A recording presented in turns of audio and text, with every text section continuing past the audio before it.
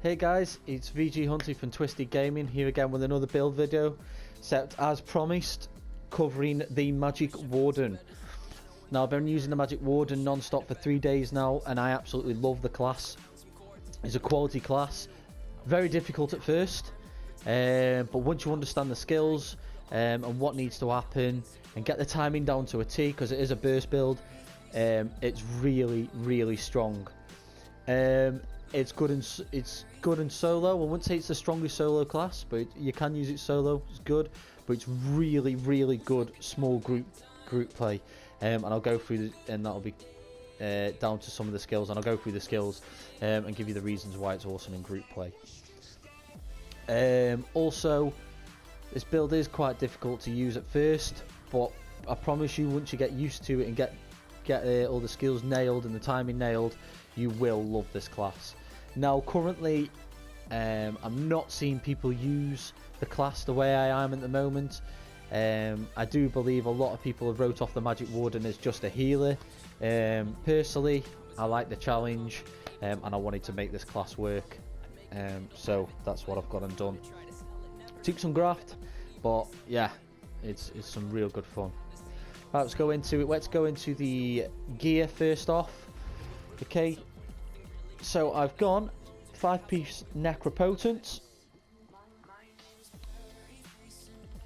and I've gone 5-piece Amberplasm. Okay, both awesome sets. I've gone for Necropotence for the Max Magicka, and our Blue Betty procs this, and I've gone for the Amberplasm because I like the stam recovery and I just like the set overall. Like I said in my previous build videos, this will be one of my main sets I use. I am considering using Shackle Breaker just to try out the two and have a little test, but I'm not yet to do that. But if I do find that better, I will put up a further build video and let you guys know what the feedback is off that. Okay, I'm using 1 piece of the monster set, which is Shadow Rend, just for the magic recovery, because we're not relying on Lich or Lich proc or anything like that, so we are just going all out recovery. And we've got Necropotence Jewelry. Okay, all spell damage, no recovery. We don't need it. We've got plenty recovery, awesome sustain. Okay, so that's the gear. Let's go to the skills then.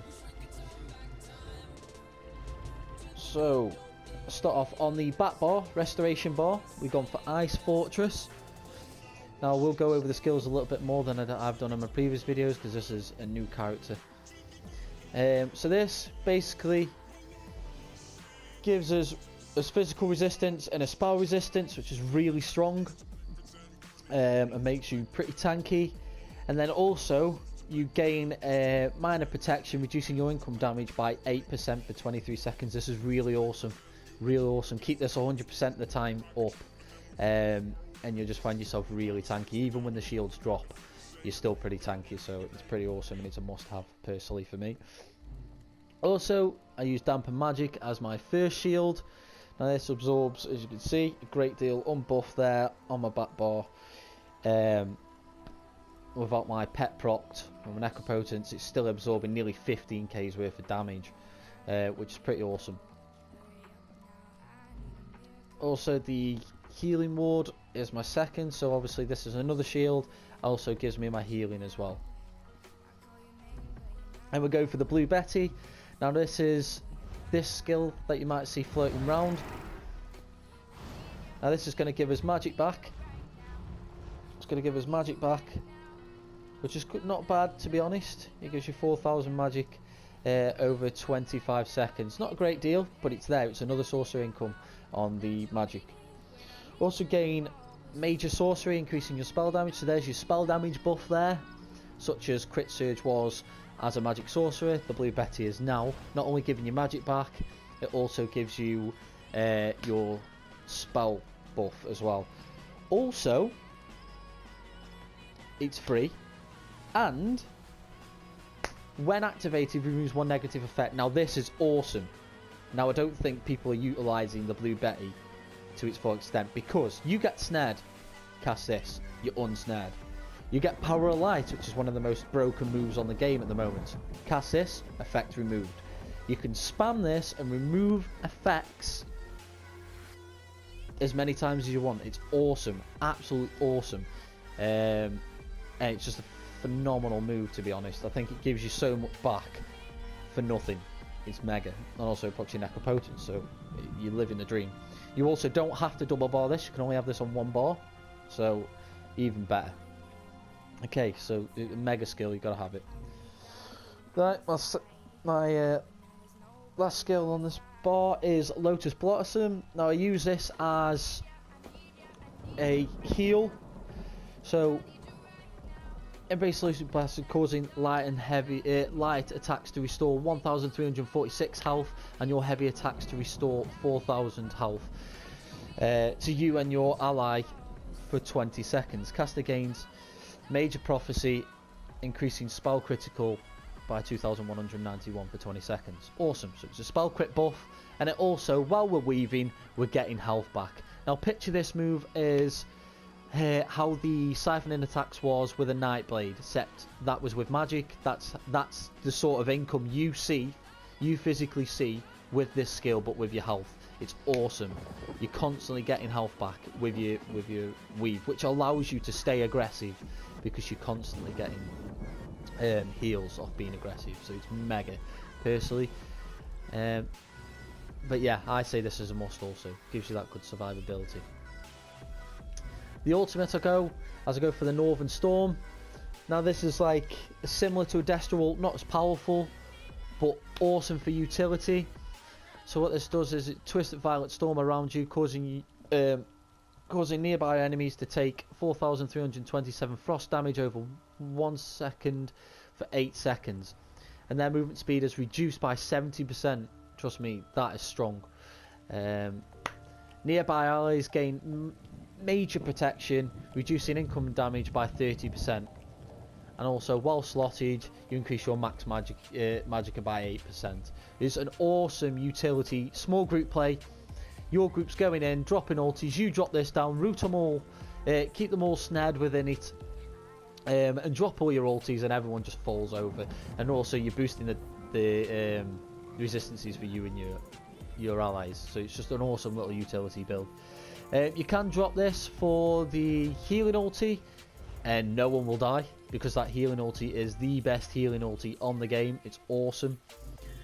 Awesome healing ulti, but I'm finding myself using this a little bit more for the utility, because I like the damage. I'm more of an aggressor than I am anything else. Okay, so that's the back bar. Front bar is Destro. Okay, so first skill, Deep Fissure. This is your hardest hitting skill. It hits like a truck, but don't get me wrong, it is hard to land. If you're coming up against half a decent player, he's really good at his moving round, preferably stam classes, you're going to find this hard to land. But when it does, it hits like a truck. Not only does it hit like a truck, because it interrupts and stuns one enemy for 3 seconds.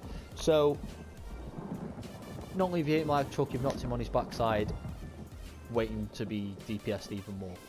This is an awesome skill. I'll show you what it looks like for those that haven't seen it before. Okay, it has a 3-second timer. This is what I mean about the timing. 3-second timer, and as you can see there. So there, 3 seconds, boom, and it pops up just in front of us there. Really strong, hard to land. Basically, that pops up wherever you're looking. So if I cast it this way, and then I move this way, that's where it's going to go. So wherever I'm looking is where it'll appear. Okay, so that's that. Fletcher Infection. Now, this is, don't care what anyone says, this is the strongest dot on Elder Scrolls Online currently. This is strong. Over a couple of seconds with my burst, I have got up to 12 to 13k ticks instantly with this tick, with this dot. This is really, really strong dot. And what it looks like is this. So as you can see, that's it. That's what it looks like. And it is strong, guys. I'm not sure. I'll go through my rotation and explain how to use the skills, but this dot is really, really strong. Okay, moving on to Force Pulse. Now you can use Crushing Shot for the interrupt, but I'm finding Force Pulse because I just go all out damage, because that's sort of my play style and that's how I enjoy playing. Force Pulse is just, you know, you weave, keep up the pressure, and also it's how you get your execute majority of time. Moving on, Inner Light is supposed to crit, and as max magic, and then the Screaming Cliff Racer. Now this is a spammable. You won't get anywhere if you spam it, but if you time this all down with your Deep Fissure, it is really strong, really strong. It's good for using as an execute. So if you're casting this as well as Force Pulse and someone's on no health, you will get the kill. Okay, it's a really good ability. Moving on to the ultimate on the front bar. Now this isn't morphed, but I haven't needed to get this morphed for it to be OP. Okay, I'm using Dawnbreaker. Now it's not doing an immense amount of damage, but it's adding to the burst. This is burst. This class is all about burst. And what you find, once this hits and you wind up a heavy attack and this lands and then you drop a Dawnbreaker, pretty much every target that's in front of you will die. It's awesome. And when this is morphed, I can't wait for it to be morphed. It's going to be even stronger. I'm just going to be melting people even more so, and it's going to be mega.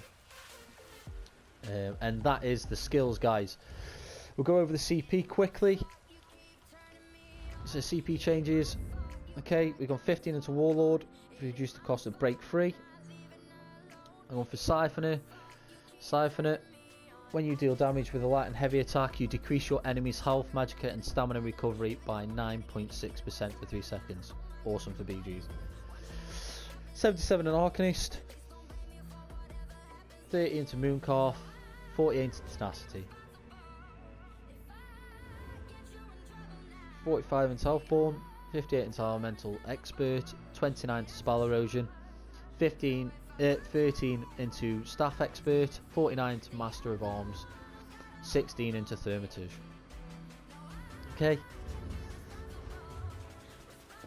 Now I have gone through that pretty quick.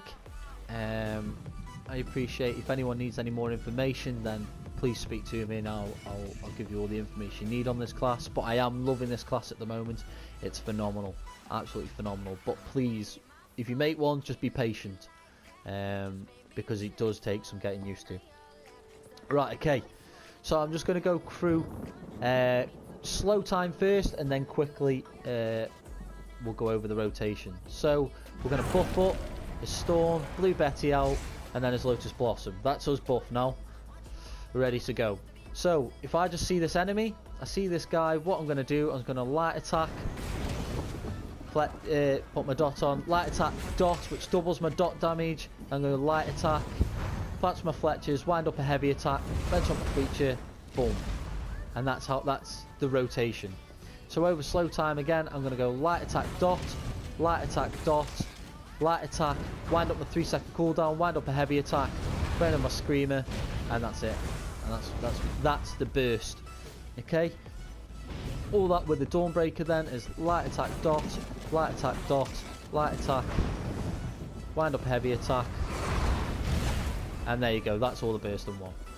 Okay. That is the rotation. It is awesome, guys. I'm not joking you. I've had duels in Battlegrounds. I am finding that rotation absolutely vile. Okay, you don't always have time to get off the 2 light attacks for the dot, but if you just apply the dot, apply the 3 second attack, wind down your bird, straight in. It's absolutely awesome, guys. The burst is insane, and you get that timing down to a T. Majority of people will die and fall over. I don't have many people that survive that burst, to be honest, unless they've managed to dodge some of the abilities. Okay, guys, that's it for my Magical Warden build. I hope it was a bunch of help for those people that are struggling.